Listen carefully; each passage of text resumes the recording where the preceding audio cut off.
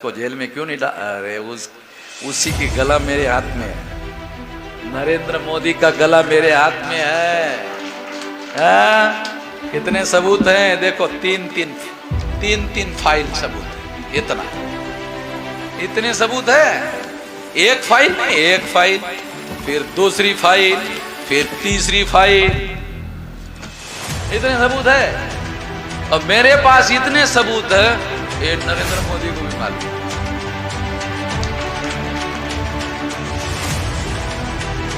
नरेंद्र मोदी को मालूम है वामन मेश्राम से पंगा लेना का देना पड़ जाएगा। मैं तो गुजरात में भी जाके जेल से होके आया, गुजरात में भी जेल में जाके आया हूँ। पुलिस वालों को कहा मेरे को अरेस्ट क्यों नहीं कर रहे हो भाई, है रो नहीं किया, मैं खुद ही जेल में चला। आप लोगों को मालूम नहीं होगा, मैं खुद दिल्ली से फ्लाइट पकड़कर अहमदाबाद गया। अहमदाबाद के चांदखेड़ा पुलिस चौकी में मैंने खुद ही जाकर अपने को अरेस्ट करवाया। तो इस तरह से ये काम जो है हम लोगों ने किया, जेल में जाने के लिए हम किसी प्रकार का, वहां नागपुर में आरएसएस के हेडक्वार्टर पर गया, वहां पुलिस वाले मुझे पकड़ कर लेके गए, डिटेन किया, है ना, रिकॉर्ड है ना। फिर उनको जब 3.5 लाख लोगों का मजमा इकट्ठा हो गया नागपुर में, तो 10 गाड़ियों में बिठाकर सम्मान के साथ मुझे घर में वापस भेजना पड़ा। ये सारा रिकॉर्ड है टीवी पर। साथियों, मैं जितनी दुख भरी कहानियां आपको बता रहा हूं, एक और बात आपको बताना चाहूँ, क्योंकि कोई खुशी की बात आपको सुनने को मिल नहीं रही है। मैं आपको, जब 2019 को काउंटिंग शुरू हुई, सवेरे 8 बजे बीजेपी आगे, 10 बजे बीजेपी आगे, 10 बजे 12 बजे बीजेपी आगे, 2 बजे बीजेपी आगे, 4 बजे बीजेपी आगे, 4 बजे शाम को राहुल गांधी टीवी पर आए। और टीवी पर आकर राहुल गांधी ने बयान दिया, मोदी जी आप चुनाव जीत गए हैं, धन्यवाद, आपको कांग्रेचुलेशन। एक भी सीट नरेंद्र मोदी ने नहीं जीती थी। 340 सीटों पर रुझान थे आगे के, तो नरेंद्र मोदी ने राहुल गांधी ने रुझान पर ही जीतने के लिए उनको मान लिया।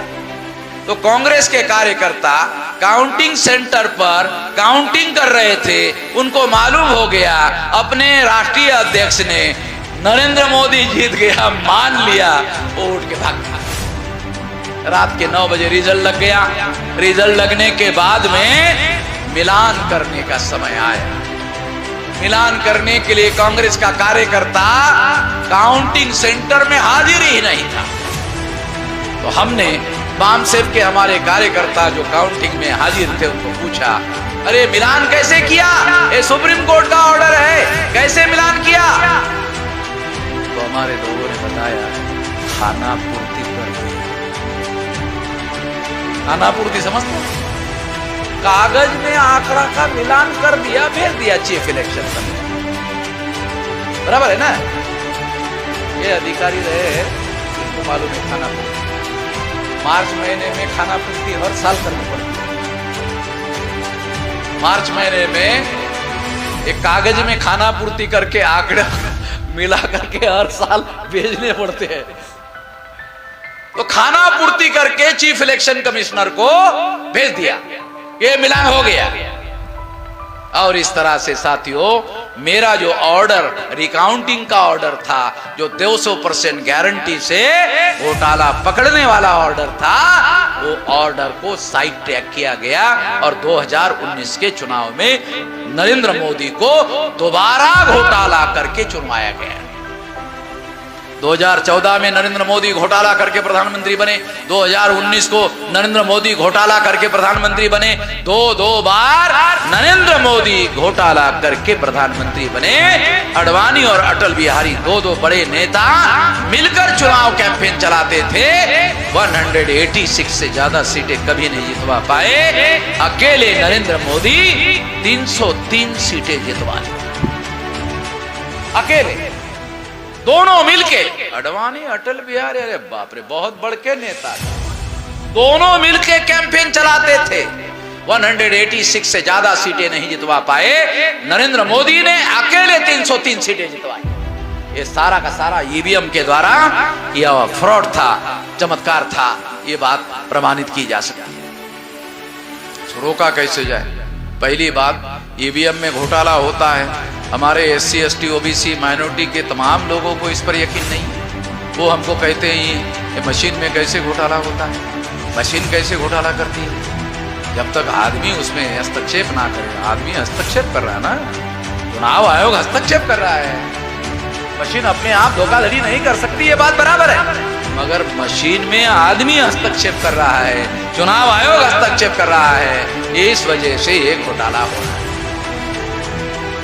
तो इस तरह से सबसे पहले तो लोगों को जगाना, इसको रोकना है तो जगाना होगा, तो जगाने का काम शुरू कर दिया 365। दूसरा काम, और हमने चुनाव आयोग को लिख कर दिया, ये ईवीएम मशीन ईमानदार होनी चाहिए। लाओ, जब ईमानी वाली मशीन ला सकते हो तो ईमानदारी वाली भी ला सकते हो। लाओ, फुल प्रूफ मशीन लाओ, और फुल प्रूफ मशीन लाओ तो इसके लिए निगरानी नियंत्रण की व्यवस्था करो। आर्टिकल 32 के तहत सुप्रीम कोर्ट को नागरिकों के मौलिक अधिकारों की रक्षा करने का अधिकार दायित्व दिया गया है संविधान निर्माताओं ने। तो वोट का अधिकार एक्सप्रेशन का अधिकार है, फंडामेंटल राइट है। तो आर्टिकल 32 के तहत सुप्रीम कोर्ट को हमारे अधिकार की रक्षा करना होगा। तो इसका जिम्मा सुप्रीम कोर्ट पर है।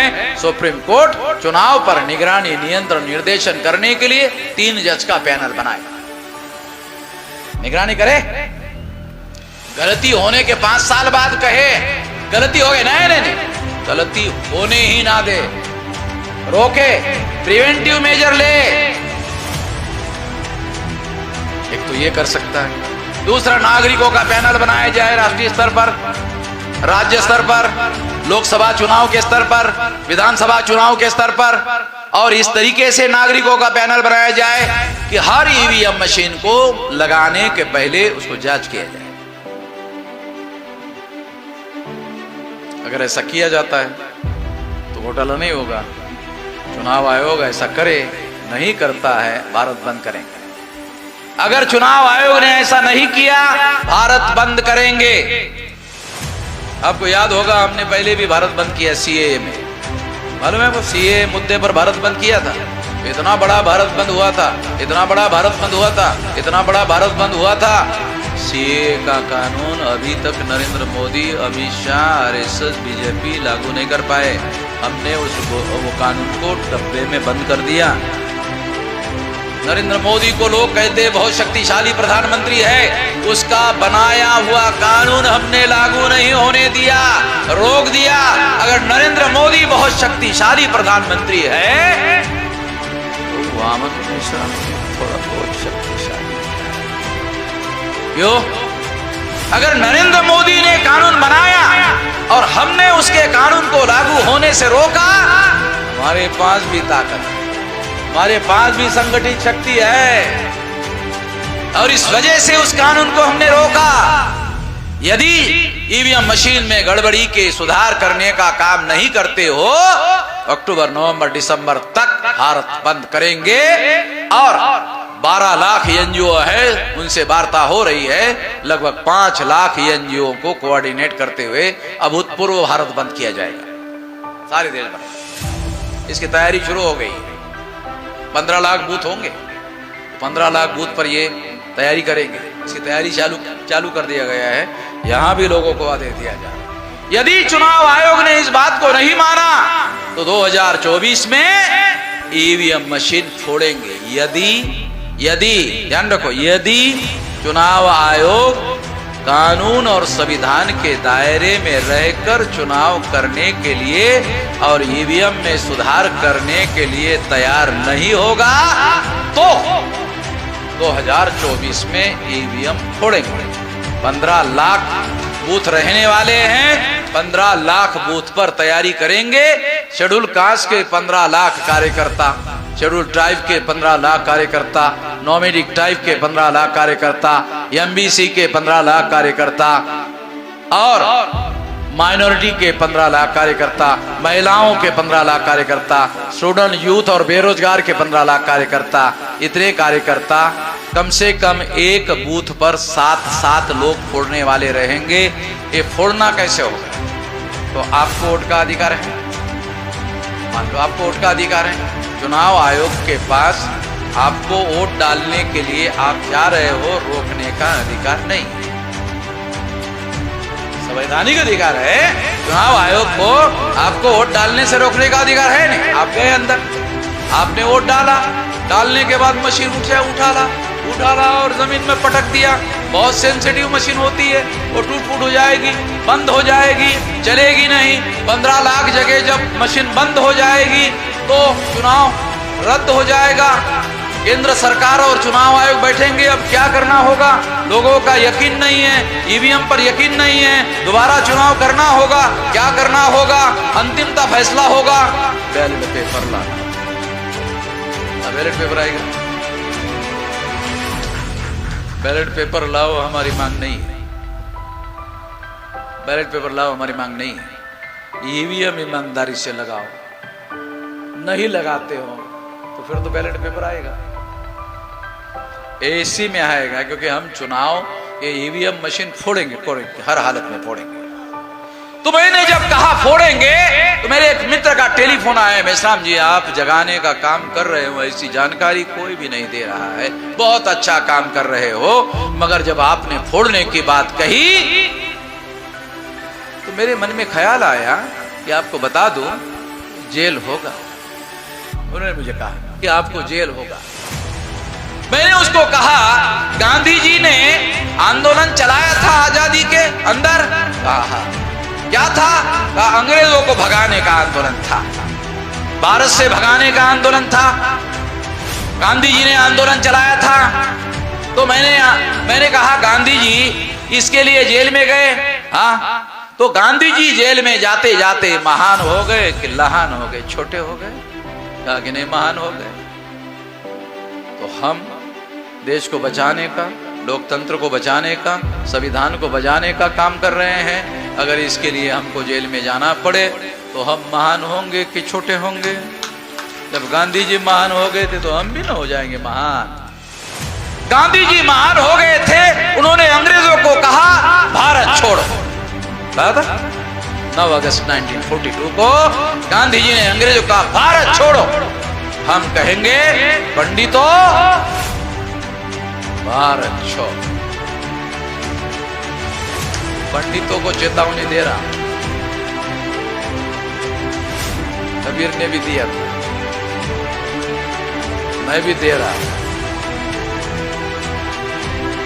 अगर आप हमको जेल में डालोगे तो हमें कौन सा डर? हम कोई साला चोरी चकारी ठगी करके जा रहे हैं, देश की रक्षा करने के लिए जा रहे हैं, और इससे सारे देश भर में हमारा आंदोलन और फैल जाएगा। जब मैं गुजरात के नरेंद्र मोदी के गुजरात में जेल में गया, खुद चल कर गया, तो असिस्टेंट पुलिस कमिश्नर मेरे पास आकर कुर्सी डाल के बैठ गए, कहने लगा मुझे, क्या कहने, आज तो आप हीरो हो गए।